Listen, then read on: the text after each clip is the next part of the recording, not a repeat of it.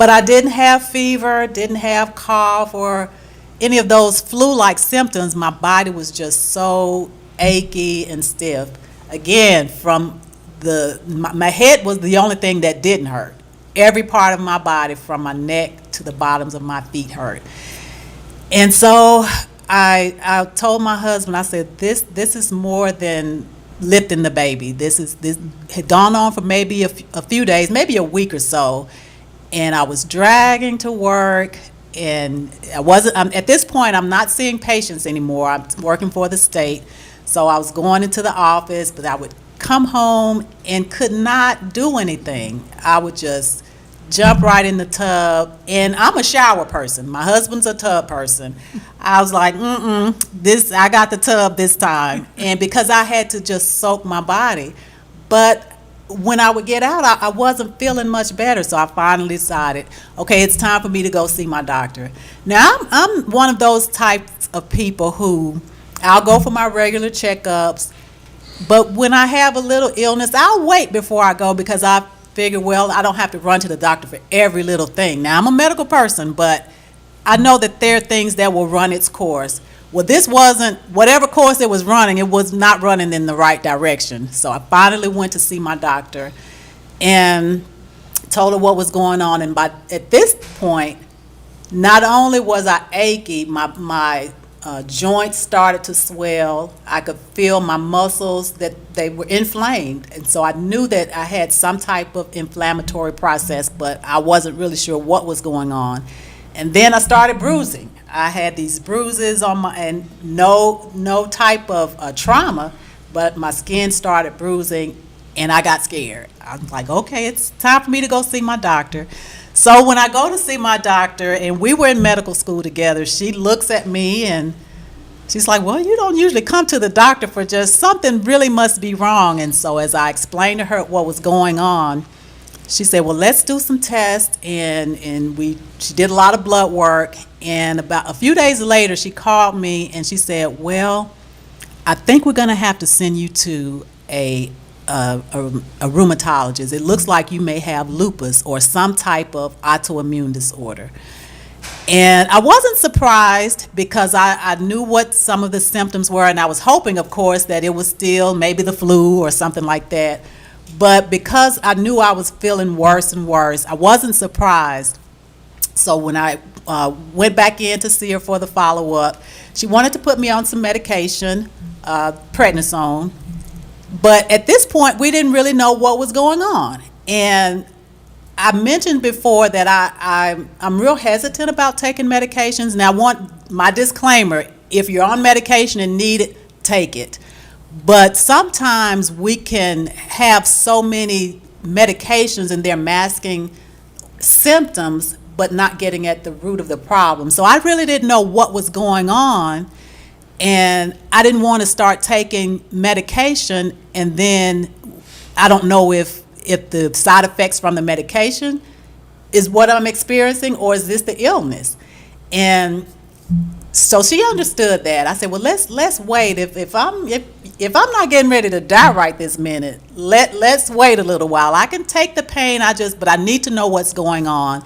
And the side effects from the medication mirrored some of the symptoms that I was already having. And I've had problems in the past taking medications, either side effects or, there are times when I've ended up in the emergency room because of some medication. So I was really hesitant. And she said, okay, well, we'll monitor you, but we're going to send you to the specialist.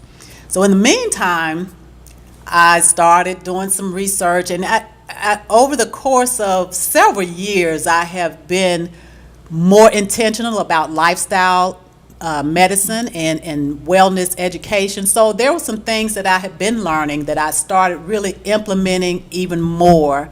And I said, well, let me figure out what might be triggering this. And I didn't know. A lot of times we don't know. And I'll talk a little bit more about what autoimmune disorders are in a few minutes. But I started to really be intentional about what I was putting in my body and on my body, trying to learn things that might help me until I could get to the rheumatologist to see what was going on, to find an actual diagnosis. Well, Now, I don't know what your experience has been with the medical community, and I'm a part of the medical community, but it took a long time before I could get to see the rheumatologist. And I'm a medical professional, and I just had to wait, just like everybody else had to wait. And when they gave me the appointment, it was probably like 6 weeks away. And I said, well, either I'm going to be dead by then, or hopefully I'll be well by then. So the time went on. I said, well, I'm just going to keep doing the things that I know to do. As I learned other things that might help me, I'm going to keep doing these things. And so I went on, and by the time I got to the rheumatologist, I was starting to feel a little better. Wasn't well, but I was starting to feel a little better. And so by the time, it was about 8 weeks before I actually saw the rheumatologist, and they wanted to put me on medication right away after I explained some of my symptoms. But we still didn't have a diagnosis. She wanted to do other testing to pinpoint exactly what was going on. So I'm like, let's do the test. I said, well, I'm feeling a little better. I'm not well, but I feel like what I'm doing is helping. So until we find out the exact diagnosis and know exactly how to treat it, I'd appreciate it if you just monitor me. And she's like, okay, well, I'd rather give you this medicine, but I will honor your wishes. And so she did. We worked together, and she decided to do the testing. And so when I came back, they diagnosed me with undifferentiated connective tissue disorder and inflammatory arthritis. I had some of the symptoms of lupus, which is one of the more common autoimmune disorders that's known. A lot of people have heard of that and may have that. You may have it or may know someone who has that. But what happens in autoimmune disorders, the body starts to attack itself. We have an immune system which is supposed to help our bodies fight infections or any other threats from the outside that may be causing us harm, maybe some toxin, could be a virus or some other type of insult. Well, the immune system, the way our bodies are made, is designed to take care of that so that we can get well. In autoimmunity, what happens is the immune system starts to go haywire, for lack of a better term, and the body starts attacking itself. So those cells that work to help take care of our body, instead of it recognizing the foreign substances, it starts recognizing parts of the body that's a regular part of the body as foreign, and it starts attacking that. And so any part of the body can be affected. So in my case, it was my joints, it was my muscles. There were times where I had trouble breathing. I ended up in the emergency room from work one day, and that was such a humbling. How you look, I was like, just get me out of this place and get me somewhere, because I'm not getting ready to die in a cubicle at work. That's just not going to be cool. So I ended up in the emergency room, and what I want to share with you is that in autoimmunity and even other chronic illnesses, you may be given a diagnosis, and you also may be told, well, there is no cure for what you have. And that is what I was told, and that was very discouraging. It was very frightening, because I have young children, and they're young adults now, but in my mind, it's like they still need their mother. My husband still needs me, and I still want to be here. But when you have a chronic illness and you feel bad, you start thinking about your mortality. I mean, we can die at any time, we realize that, but when you have an illness, and especially if you have been well and now you're sick, not only physically do you have to deal with that, then you have to deal with the emotional aspects of that as well. And even in persons of faith, sometimes your faith can be shaken a little bit. In my case, and I don't know how many of you are Christian and have heard any of the stories in the Bible, but there's one story that came to mind, and this is the one with the woman that had the issue of blood. and she touched the hem of Jesus' garment, and she was made whole. And so that was my prayer. I was like, I would lay in the back of the bed. I couldn't even get on my knees to pray. I was so stiff and sore. But I would pray, Lord, I'm touching the hem of your garment, and I want to be made whole like you did for that woman in the Bible. So when I wake up, and I had faith, y'all, but I woke up and I was still sick. I was still sick for a while. And so it was almost like God was telling me, look, I got you, but we're not doing it like that. I'm taking you through a process for a reason. And this is not only for you, but you have a platform, or you're in a position to be able to share with someone else, not just from what you read in a book, but from your professional and your personal experience. So just trust me. And so I had to continue to pray, to trust God for healing, for my healing, especially after being told that there is no cure for what you have. Now, I want to kind of backtrack a little bit and talk about the why this emotional thing was going on with me. I mentioned that I had pain from my neck on down to the bottoms of my feet. Now, I came in here today, it was raining. I do have some real shoes on, but I brought my rain boots in. So this is what I wore for like a month, almost 6 weeks, every day when I first got sick, because my feet were swollen. It hurt to walk, and I was still trying to go to work. I still had to work. Every day for about 4 to 6 weeks, I wore those rain boots. And I keep them as a testament, because I was still going. I had to find ways to still be grateful. I'm like, well, Lord, I'm glad I got these boots, because I can't wear my shoes. So it might have been sunshiny outside. I had rain boots on. And there was one day I remember I was going to church. I said, well, the sun is shining, but I'm wearing these boots. And then later on it started raining, so I just started praising God. I said, well, I don't look real crazy with these boots on, because it's raining outside. But I didn't care. They laughed at me at church. I would go and I would sit on the front row with my rain boots on, and they said, well, Dr. Brown's here today. She's got her rain boots on. And I share that because sometimes when we are dealing with stuff, it can be depressing. It can cause anxiety, but we can still find ways to move beyond the depression parts of it, and find ways to still laugh. And so, yeah, I laughed at myself, but I was also grateful that I was able to walk, even though I had a lot of pain. One of the other things that I had to deal with because of all this pain and swelling. Now, you see, I have props here, and those of you who might just be listening, I'll try to explain to you what I'm sharing with the live audience today.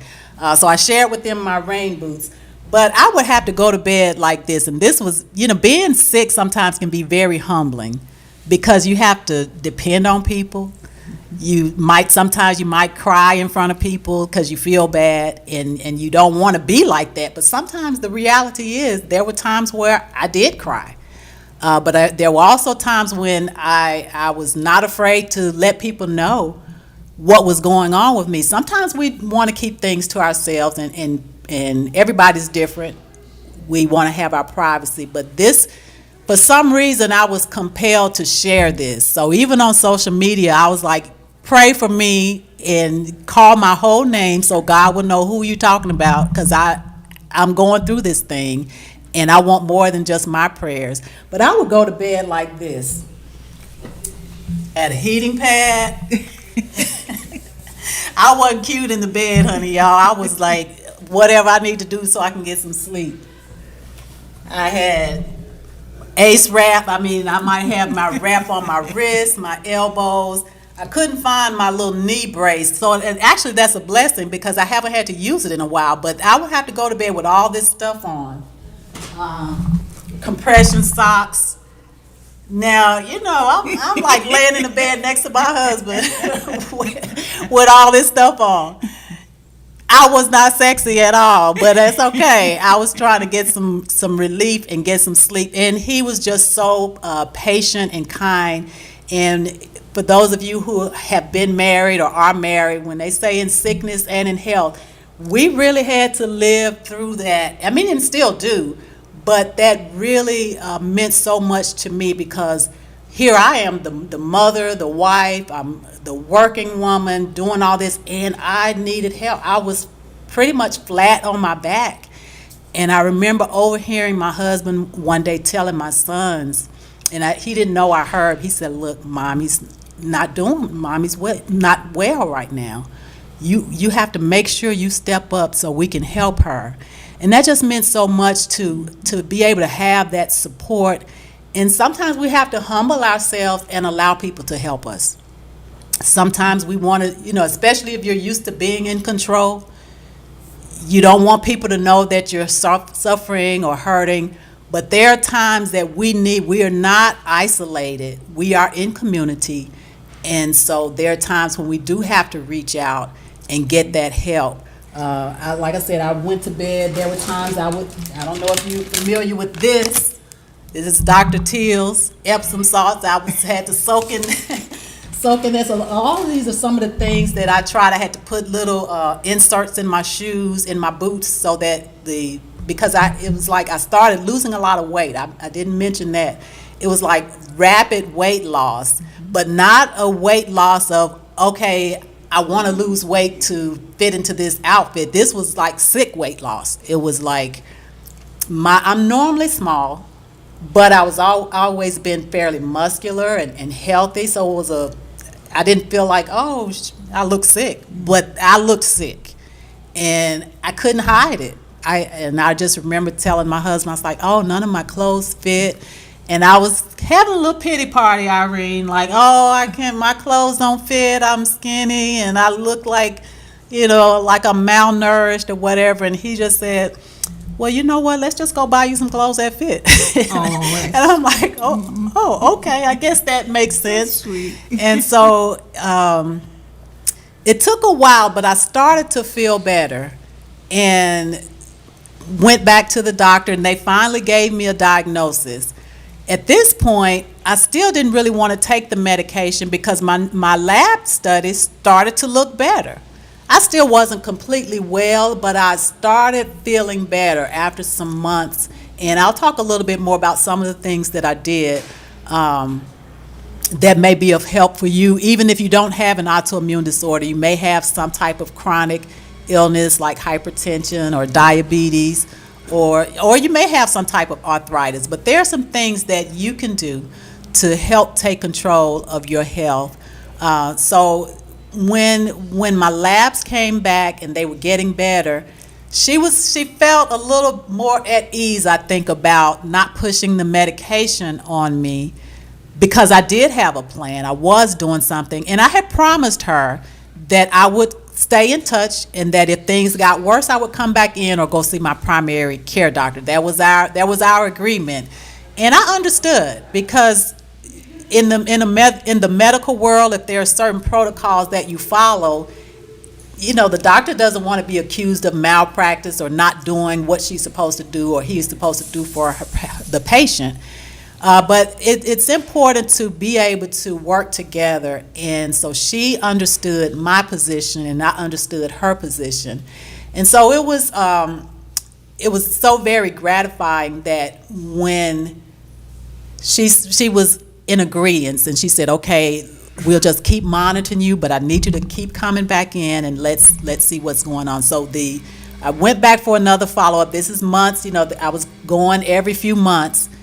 And so one of the times I was going back for my lab work, and the nurse practitioner who saw me, she said, well, now the doctor has said that if your labs are still really bad, or if you're this one specific titer, or what they call the ANA titer, this is one of the markers that they check for when you have autoimmune disorders or inflammation.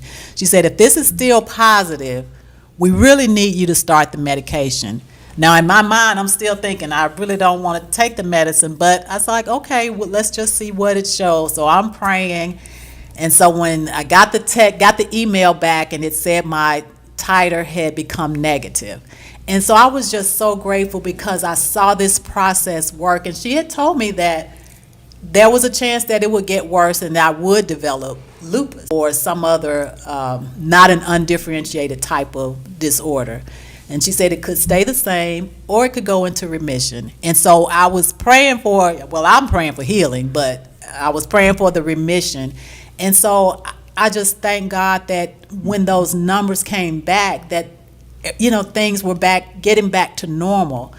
And I was feeling better. I was able to start walking again because I was at the point where I couldn't walk in my neighborhood. We had just moved into a new house. And I couldn't even go upstairs in my house. I couldn't go. My family, we'll get in the mornings. We have family worship where we pray together before we go out for the day. We would do it in the family room, but we had to bring it into the bedroom because I couldn't even get on my knees to pray. I would have to pray lying flat on my back. And I share that because I know that everybody has different things that they deal with. And it can look very bleak. I'm honestly, I didn't know if I was going to live or not. I get kind of emotional thinking about it, but you know, that's the reality. And I remember asking one of my church members, one of the elders at my church, I saw her at church one day, and so everybody knew that I was sick. I'm a person in my church that was up front a lot. I sing and involved in church, so it wasn't like I could hide. So everybody see this transformation in real time, this vibrant, energetic woman now looking like she's 30 years older than she had been looking. And I saw this lady, one of the elders, and I went to her and I said, if I had some oil, I would ask you to anoint me. And she said, you know what? I've been thinking about offering you that service. And I'm like, okay, great. And so she came to my house the next day and did an anointing service for me. She prayed with me, and it was just such a blessing to, as I said, sometimes we have to reach out. And so I'm like, wherever the help comes from, I'm going to do my part, but let's still pray. And I was on so many people's prayer list, and I'm the kind of person that believes, as the scripture said, faith without works is dead. So I could have all the faith in the world and do nothing, or I could have faith and then start to move forward and start to act. And so that is my, that's how I approach it. And so I just want to encourage whoever might be. You may have a family member who's dealing with some type of chronic illness. You yourself may have some type of chronic illness and have been told, well, there's no cure, and you don't know what to do. But there are things that we can do to take control of our health, to move forward, to at least have a better quality of life. We still might have to deal with whatever illness we have. We still might have to face our mortality, but that, what they call that dash, that gap in between where we are now and the time we close our eyes, what do we do with that? How do we maximize that and live lives of joy, abundance, and holistic wellness? And so I want to now segue into if you have any questions, somebody might have some questions before we move on. You have any questions, Irene? Anyone with questions? I personally know very little about what you're going through and what you spoke on and how you defined it all out. I more directly for me would be, what are the triggers? Mm-hmm. It's easy if you're accustomed to having pain and just dealing with pain and going on about your business. Mm-hmm. And as you age, realistically, you need to start listening to your body. And because you're so accustomed to doing your own thing, you don't think about the things you're used to dealing with. Mm-hmm. So with the autoimmune system, which I am to take, is more into the whole thing of the whole construction of who you are, that we don't understand And, autoimmune system, I got it, I don't have it. And, but what are the triggers? So that's a great question, Irene, and a lot is still being studied, and a lot of times when people have an autoimmune disorder, it may take a while for them to diagnose you, and sometimes people will have different symptoms, but some of the main triggers that are thought to be causative. One, the foods that we eat, and a lot of times now, because we eat so much processed food, and I guess a long time ago, a lot of times people grew their own food, or you lived on, the farm and things like that. But now we eat a lot of fast foods, we eat a lot of processed foods, and we eat a lot of stuff that's really not food. I mean, when I say not food, it's packaged as food, but when you read the labels, it's a lot of chemicals. And so these are thought to be some triggers. There are some viruses can be triggers. You may have heard of like Lyme disease or chronic Lyme disease. That's thought to be another type of trigger. And then we have Excuse me, Lyme disease, how is it defined, and how does one know when they get it? Okay, well, again, you have to have certain tests, but some of the symptoms will be fatigue, and these are common with many of the autoimmune disorders: pain, fatigue, weakness, stiffness, what they call brain fog, and especially that overwhelming fatigue. I think pain and fatigue are some of the main symptoms that a lot of people will have with any type of autoimmune disorder. But with the Lyme disease, it's thought to be carried by a tick. And so it can just affect the body. So the body is trying to fight it, but then when those the ill or the tick or whatever it releases gets embedded in the body, then the body, so it's like in a state of chronic inflammation. And with many of the autoimmune disorders, that's one of the main culprits is the inflammation, and which is one of the things that I started to attack even before I knew exactly what I had. And I think with many of the autoimmune disorders, whether it's a thyroid problem, sometimes you can have some of the other common ones are with the digestive tract. You may have heard of ulcerative colitis or Crohn's disease, where the gut lining is attacked, multiple sclerosis, which attacks the nervous system, scleroderma, which affects the skin. So any part of the body can be affected. A lot of times people may have kidney problems or problems with the heart, problems with the lungs. So any part of the body can be affected. And those triggers, like I said, you can have environmental toxins. So even some of the detergents that we might use, some of our cleaning solutions, the lotions that we might put on our skin, it's so many things, and they can accumulate. So it may not be just one trigger, but the accumulation of all these different triggers in the body is just overloaded or overwhelmed, and is just starting to attack itself. And so one of the keys is, for me, and I think for many, and even the studies have shown that if we can attack this inflammation, and which is what the medications, I guess, are designed to do, but if we can attack it naturally. So if you're on an anti-inflammatory medication, but everything else you're doing is causing inflammation, it doesn't, it kind of balances out, or it's not going to really be as effective.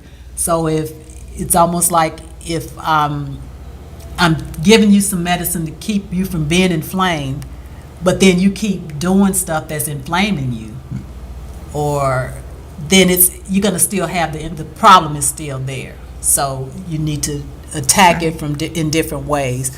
So that's one of the things that was really key in my recovery. I think was part of it was the physical, and so I had already been on a journey of intentionality, I guess, as it relates to my diet, as it relates to food. And I like to eat. I like to eat good food. I'm not one of those kind of people that just eat lettuce and tomatoes. I like to eat good food, but I had to really kind of broaden as far as the fruits and the vegetables. And a lot of times we get stuck on, we might eat one or two things, and this is our favorite thing to eat, and so that's what we do. We get, we're creatures of habit, but it's possible to create new habits, and I think sometimes it can be challenging.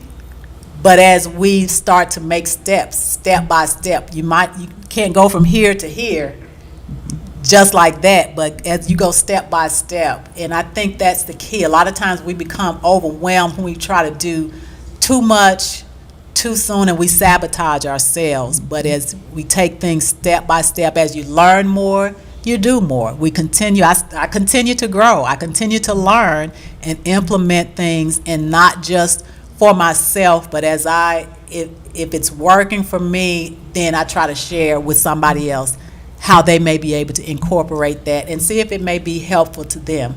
So you may be wondering why I have these crowns here. Well, I'll tell you why. My business is Crown to Soul Wellness, and that is not an accident.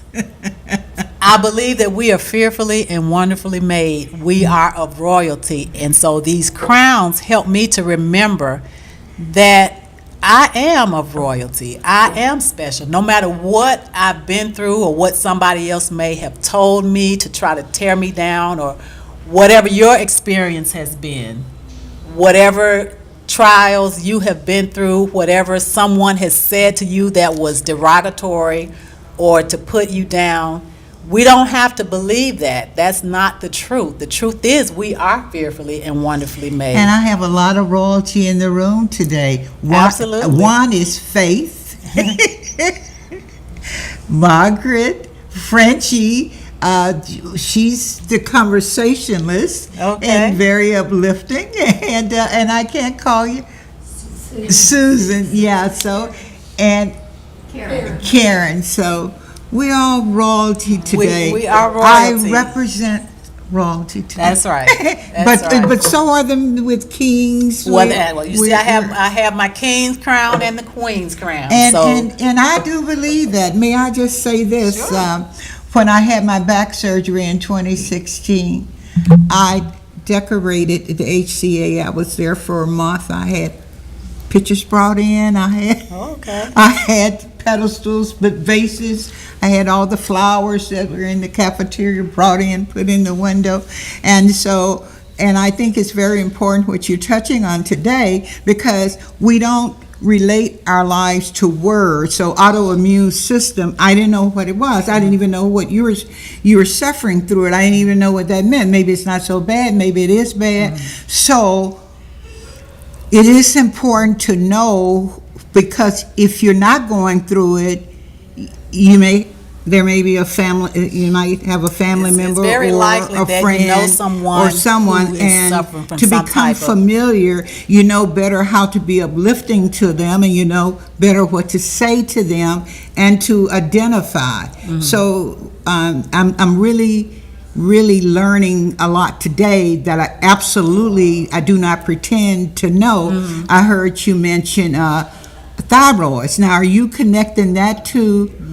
There's some of our thyroid disorders are considered autoimmune. You may have heard of like Hashimoto's thyroiditis, and and even some of the other illnesses that may not have been thought to be autoimmune in the past. They are now realizing that they have some autoimmunity components. So even like diabetes, it's always been thought that type 1, which is what they consider the juvenile, or you see in your younger people, but even now type 2 diabetes, they're seeing some components of the autoimmunity. So it's so prevalent now, and a lot is still being learned, but a lot has been learned.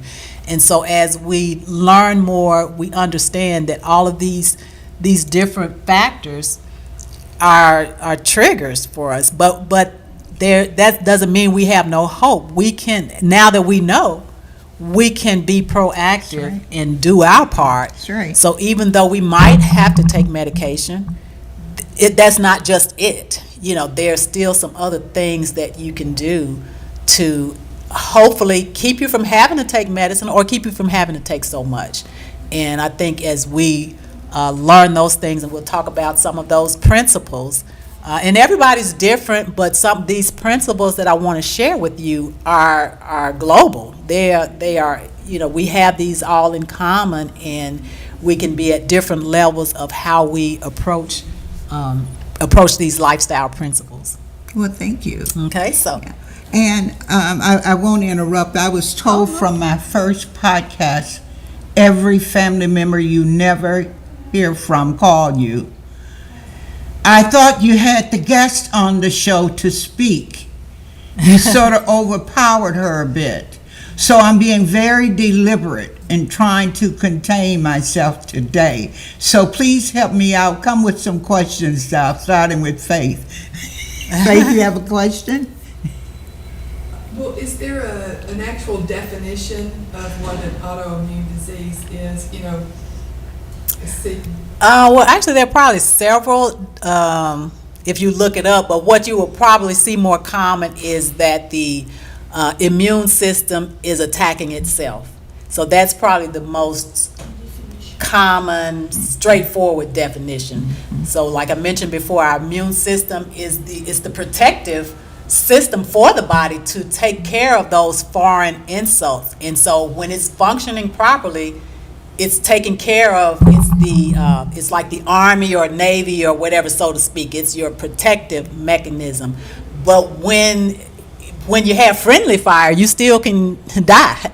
So I guess it's kind of like friendly fire. It's like the body's like, oh, there's something wrong with this thyroid, and your body's starting to see it as a foreign entity and attacking it. So the immune system attacking itself, and I guess that would be the most concise definition. Yes. Yes. What can you do about the autoimmune disorders? I'm glad you asked. You segue right into my last part of what I want to talk about. So we will. I'll share with you what I have done and what I'm doing and what I teach and what others teach as well. And this is what you can do outside or in addition to whatever medications your doctor may have you on. This is you taking control, because you are ultimately in control of your body. So if we're ready to do that, then we'll do that. I'm a kind of person. I was so excited to be live, so I started I'm a bag lady. I'm just like, I used to teach kids at church, and so I like visual aids. So I did bring some things to kind of share with you. But I did outline this in my book, some of the steps that we talk about, and I also have an action guide. It's called Crown to Soul Wellness Action Guide, and it's on my website. It's the free gift that I offer on my website, and it talks about some of the things that I'm getting ready to share with you. But like I mentioned before, my business is Crown to Soul Wellness, and it's a deliberate, it's an intentional title for my business, or it was intentionally named that to help me and to help you remember the principles that I want to share with you. And the C stands for control of your choices. And so it's very important that you realize that you are in control. Sure. You're in control of who you go to see as far as your doctor. You're in control of how you decide to take care of yourself or not take care of yourself. Mm-hmm. So that C in Crown to Soul it stands for self-control or choices. And so we have the power to make choices of how we think, of what we do, how we interact with people. We are in control of those choices, and we can make choices that are good for us. We can make choices that are harmful for us. We're the drivers of that. And so as we remember that, sometimes we might have to be honest with ourselves and make some different choices. As we learn, sometimes we don't know what to do, but then we have the choice to try to figure it out, try to get the help that we need. And then if we see that we're making choices that are not good for us, For example, if you are trying to lose weight and and it's known that, okay, if you eat this, it's got all these calories in it and it's going to make you gain weight. But you like this, and this, and so I'm going to keep eating this, and this, but you're saying I want to lose weight. Well, then, you have to make different choices, or either decide, no, I don't want to lose weight. I just want to eat this, and this. So we're in control. So as we remember that C, that we are the ones that are in control. The R stands for rest, and one of the things I just brought this is just my little reminder for rest, my little eye mask. But when I first became ill, I was working 5 days a week, going to church, working in church, so I was busy and probably doing too much. Didn't know how to say no to something. You want to participate, you want to say yes, but then there are times when we have to get that balance and make sure that we rest. And it's during the time that we are asleep or that we're resting that our bodies are able to repair itself. When we're going, and not getting adequate rest, the body is not able to take care to repair itself. So it's very important that we rest. It's recommended that we get between 7 and 9 hours of sleep at night and try to get that during a certain time. We might be up all night, whether it's watching TV or doing whatever, worrying, whatever, and just busy, doing. And one of the things that I had to do was scale back on my work. Because I was working 5 days a week, and I remember going in one day and telling the scheduler that this is my schedule for the month, and I had scheduled working 5 days a week. And then I thought about it, and this is the time I was sick. I was not feeling well. And that night, I'm like, I'm not going to be able to do that. But I had to humble myself and be real with myself, make the choice to make a better choice. And I went back. I said, you know what? Tear that schedule up. I'm coming in 3 days a week. And, whatever I get done, I get done. And whatever I don't, I have to take care of myself. So it's important that make sure you get the adequate rest that your body needs. The O is for outdoors air. And as we get outside, and a lot of times we're inside, and especially during the winter months, or if the weather's not good, or if you're working, those of us who, we were inside all the time and closed up, but that as we get outside and get fresh air, our body actually needs that for our circulation, for good circulation. Those are simple things, but we don't realize it, and sometimes we have to be intentional about it, especially if you don't work outside or if you're not into gardening or something like that. Those are the ways that you can kind of naturally get outside. But if you're not doing those types of things, you have to be intentional about, okay, let me just go out on the patio. Let me just go take a walk outside.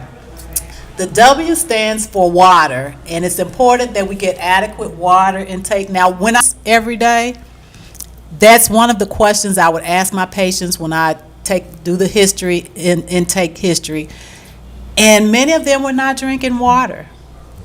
Everything but water. It's like, well, doc, I drink milk, soda, whatever, wine, beer, but no water. But our bodies we lose water every day through our perspiration, with our personal, taking care of our personal needs. And we have to replace that. Our body is made about 70 to 80% water, all the organs of the body.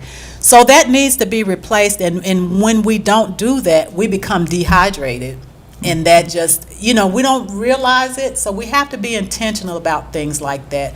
The recommendation is 4 to 6 8-ounce glasses of water a day. So if you're doing none, just start with 2 cups. You might not be able to get 8 ounces, 8 cups a day, 6 to 8 cups a day starting off, but you can start where you are and then improve. The N stands for nutrition, and I brought some things over there. That was a big key for me in my transformation. I don't like to cook, but I do like to eat. And so I had to start cooking more, just what we call whole foods.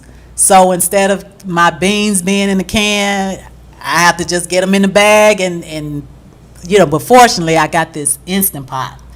Oh, I didn't have, I had heard of it, but then when I got sick, my brother sent me one, and then I was too lazy to read how to do it. But we started using that, and it has just taken the time down for, 'cause foods like that can take a long time. When you're doing beans from dry beans, it can take a long time. But we started doing that more, eating more fresh vegetables, raw and cooked. So I eat a lot of fruit. I eat a lot of nuts, whole grains. So I eat like brown rice, oatmeal, things like that, quinoa, just whole foods. My fruit, just, you don't have to read the ingredient, it's just fruit. An apple, all the ingredient is an apple. And you have to even be careful with some of the nuts. Some of those brands like that taste good, they have all kind of oils and salts and stuff in them. So if it says more than cashews or almonds, don't get those. Get the ones that just say almonds. That's all that's in there. You get a bunch of greens or spinach, it's just spinach. You know what that is. So that's my I guess rule of thumb. I don't really look at calories or count the calories. I look at the food, and the other rule of thumb for me is to color my plate. So it's like, okay, I got some green, I got something yellow, did I eat something orange today? And I do that with the fruits and the vegetables. So if I hadn't had something orange in a while, so I might need to eat some carrots or a sweet potato or some tomato, or if it's my fruit, maybe some strawberries or berries, or so I just think, color the plate, a variety. So even if you're not into counting calories or I need my starches, I just color the plate. It makes it simple for me. The T stands for trust, or trust in God. Trust the process and trust in God. And for me, when I first got sick, like I said, I was the kind that didn't mind sharing, like something's going on, y'all. And so I began to really trust or be more intentional about reading scriptures, listening to songs that would help my mind, to transform my mind. The scripture says, be ye transformed by the renewing of your mind. And so instead of going down that rabbit hole of anxiety and depression, or what if this, Sure. what if I don't get better, I start thinking, okay, Lord, I'm still here. Reading scriptures, things that were uplifting and positive. And one of the things that really helped me was to, share that with others, and others would encourage me. That second O is for optimistic outlook. And it's very important to have a positive attitude. And one of the things that I think is really helpful in that is rehearsing your gratitude. Now, I have this book here, and I put my friend Irene. I'm going to see if I can find. I'm in her book. I only found that out today. I didn't know So that. I'm going to just read this Oh, you have a little picture section. of me. Turn back. Holy maca there. I told you in my book. And guess what? Turn back. I'm wearing white. Can you believe that? Didn't even know I was in her book. So I'm just going to read this. It says, my self-care routine starts and ends with my mindset rituals. Upon awakening, I thank God for life and for taking care of me through the night. I read scriptures and inspirational devotional passages to help me start my day and get me in the right frame of mind. Sometimes I'll journal or write out my gratitude. Writing out my gratitude is a practice I was inspired to do by my friend Irene, whom I met when we were members of Toastmasters International. While I was used to thinking about what I was grateful for, I was impressed that she had started the practice of writing her gratitude daily and had done it for many years. Irene reached out to me after learning I was ill, and we were able to go out and enjoy a meal together. And so I had to put Irene in my book. I met Irene years ago, I guess maybe 2006, and I was in this Toastmasters group, and she comes in one day, just this breath of ball of energy, breath of fresh air, and we immediately connected. But when she shared that about the gratitude, I thought, what a beautiful practice to write this down, because I would think about it. And so from then I started doing that. And I don't do it every day like she does, but I had started doing it a lot more. And actually, before I got sick, one of my last entries was, I'm grateful for my health. Because it's something that I didn't take for granted then, and now that I'm healthy again, I don't take it for granted. And so I think it's important that we have the right attitude, to have an optimistic outlook.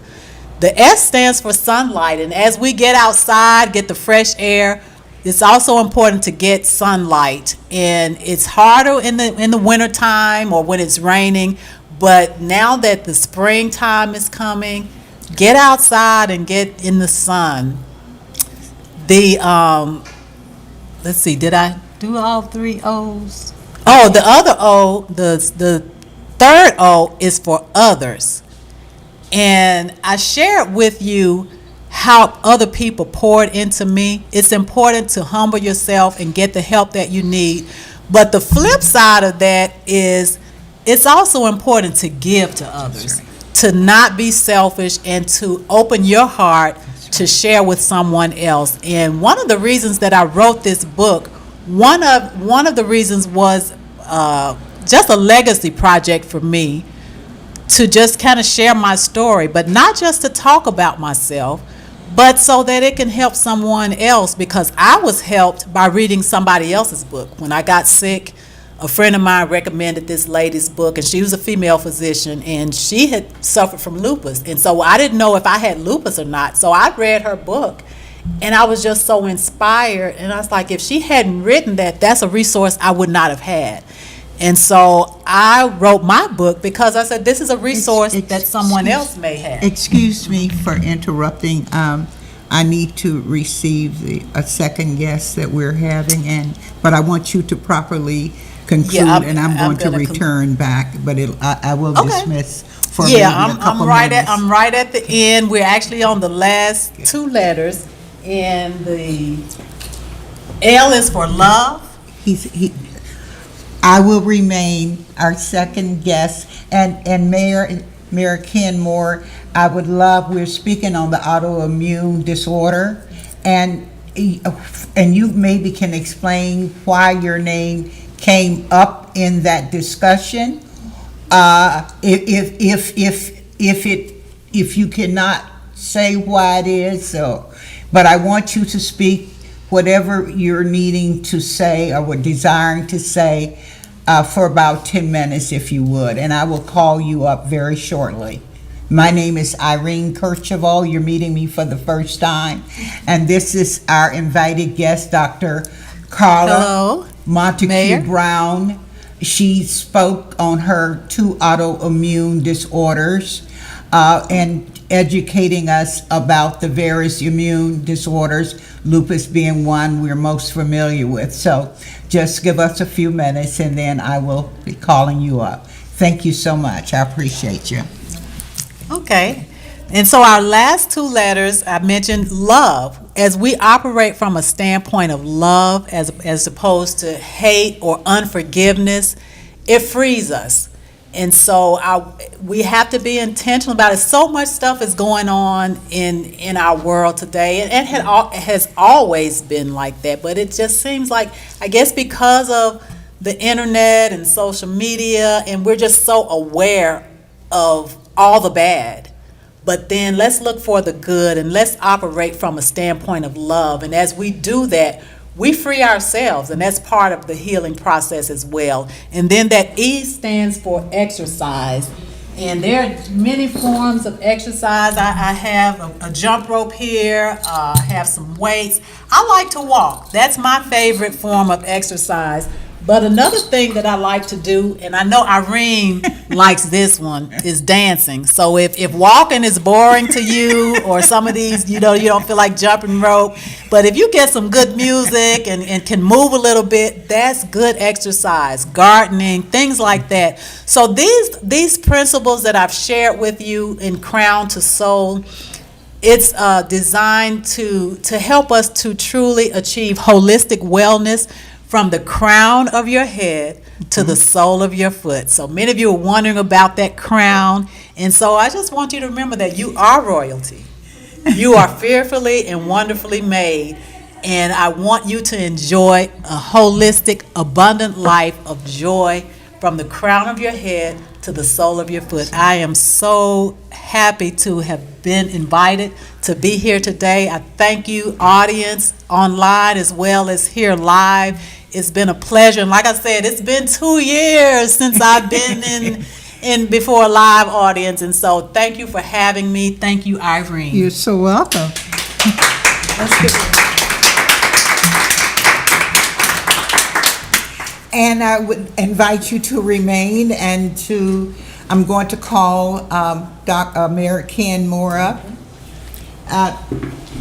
Mr. Moore, Hannah, is she your secretary? She's my executive her. assistant. she's I love her adorable. too. I love her. Her Not coming energy, I tell you, I must have her over. I'm going to do a doctor. podcast on positive Nice seeing thinking and positive healing at one of my future shows. I will tell you, April 12th, and I want you, Dr. Collar, to hear this as well. Fred Astaire's a former business partner, and she's my guest April 12th. Oh, wow. But yes, but I want to properly introduce you, Mayor Ken Moore, and I will step away and, No, you need to stay up here with me. okay. You know I don't mind that now. Yeah, I know. And In I fact, like- the I camera like may that. focus on you Well, more. let's have a seat.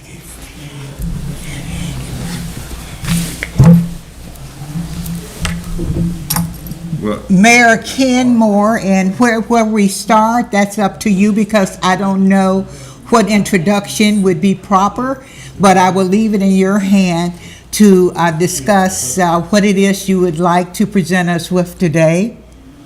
Well, first of all, thank you for having me today. This is a little bit of a surprise because a lot of times I have people call my office and my assistant puts things on my calendar and then I just respond because that's what I'm supposed to do is show up. I think you're gonna, you got a lot of power. But I think the first thing is I am not an immunologist. I'm not a physician that's specialized in immune diseases. So my background is I was an orthopedic surgeon for 28 years, and I specialized in surgery of the hand. And So I have two MDs here today. so yeah, we sweated that one out, didn't we? So I retired in 2004 thinking that I was going to do more health policy, and ended up doing some overseas teaching for a couple of years in some foreign countries. Some of them you've heard of, some of them you may not have. And then I went over to the other side. I got into politics. And Don't say other side. it is the other side to some of my colleagues. I but- put a little humor into that. I couldn't let that slide. Well, I think it's not a bad thing to That's be on right, the other that's right, side. I'd always been involved a lot with political races Right. and a lot of health policy, but never really anticipated being an elected official until I was having breakfast with a close friend in 2007, and he looked at me and said, "They're having an alderman race, and you ought to run for alderman." And, sometimes people say things to you and you back off, and sometimes it's a knee-jerk reaction, say, Yes, "I sir. think I will." Well, I said, "I think I will." So I didn't realize what I was getting into because there were 14 people running for 4 positions at that time, and I was fortunate enough to be the top vote getter, and then never anticipated being mayor of the city of Franklin. What a great honor. But our former mayor resigned to become a commissioner for the state of Tennessee. And what year was this? 2011. 2011. And so I finished out his term, and since that time I've had 3 elections, and looking forward to a 4th election in 2023 in the fall, and having a 4th term as mayor of the greatest city in America, in my opinion. So It's a fun job. It's as hard a work as I've ever done. It's very similar to being a doctor, because what do you do with a doctor? You ask the patient what's wrong with them, and they explain to you, and you'll ask them a few questions. Well, I do a lot of that. And sometimes those sessions where people come to visit with me, they're not happy, and we try to figure out why they're not happy and try to resolve that issue. But most of the time, most people in Franklin are very happy. We have great services. We're one of the top cities in the country. People copy us. A lot of people look to us to see what we're doing and how we're doing it, and whether it's has to do with their solid waste collection, whether it's doing with what we're doing as far as health in our community, or whether it's our monetary policy. We're considered a leader in all those things, a leader in sustainability. Yeah, thank you. So maybe one of my deviations, people would say, what are you doing now as a doctor? Well, during the Haslam administration, Governor Haslam identified 9 cities in the state of Tennessee that were identified as pilot communities for healthier cities, and Franklin was one of those. And you had to do a certain number of things to fulfill that qualification, and so we did. And part of it was having meetings with citizens and identifying what we thought our community objectives were, which were tobacco cessation, activity, exercising, obesity, and lastly, mental health. And we found that we did really well on 3 of those, but when we started talking about mental health, people kind of shy away. They didn't want to talk about it. So we've really worked real hard in the last 2 years to raise awareness in our community of mental health issues. We have a high suicide rate in our community, and we're working to train folks. In fact, we'd love to come out here and train folks on... May 10th, my show is on depression and suicide. So Well- I would like to invite you back. If I'm in town, I'd love to come Yes, and talk and- some about it. And I would have more time to spend with you today, but you had an earlier meeting, and I have to conclude my podcast show in order to get it out there properly. But I indeed want to thank you for making yourself available, especially with such a rush schedule. But I appreciate you very much. And this is only my second podcast, so I can only get better if I continue to get guests like yourself. Well, I look forward, so- if I'm available, to come talk about suicide and mental health illnesses and what we're doing in our community. And I'm sorry that you didn't have the opportunity to hear Dr. Carla Montague Brown discussing her autoimmune too that she has, and that would have been interesting. I'm sure you could have posed some questions or made some comments. I could have set some wrist or broken some bones while she was talking about that. Okay. So consider May 10th, Hannah. You get in touch with Hannah. I will get in touch with Hannah. And again, thank you so much. My pleasure. Okay, Thanks. it's Yeah. so nice of you. And, I will tell you that there are, do you want to announce what you have there, Yeah. Dr. Brown? Yeah, I brought some And brochures. again, Thank you. Thank you very much. Appreciate you coming out, and Is I it will. over? Yeah, and I'll go.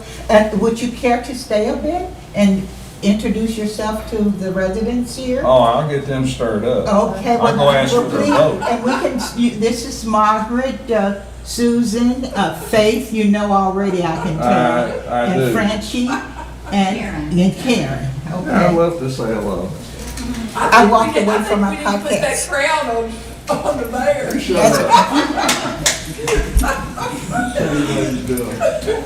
I walked away from my podcast, how tacky can I be? But but I know you're all forgiven, and so I want to thank you very much, Dr. Carla. I always get the middle name, Montague Brown, for coming out and educating us on autoimmune disorder and your struggles through it. Okay, let's close by thanking our guests that came out to hear the show. I appreciate you very much. And April 12th, we're going to have Terry Fricon. She's the former business partner of Fred Astaire. And she's also an executive entertainment executive here in Nashville. She will be here April 12th. So I invite you to my April 12th podcast, and thank you, Dr. Brown and Mayor Ken Moore, for coming out. Thank you.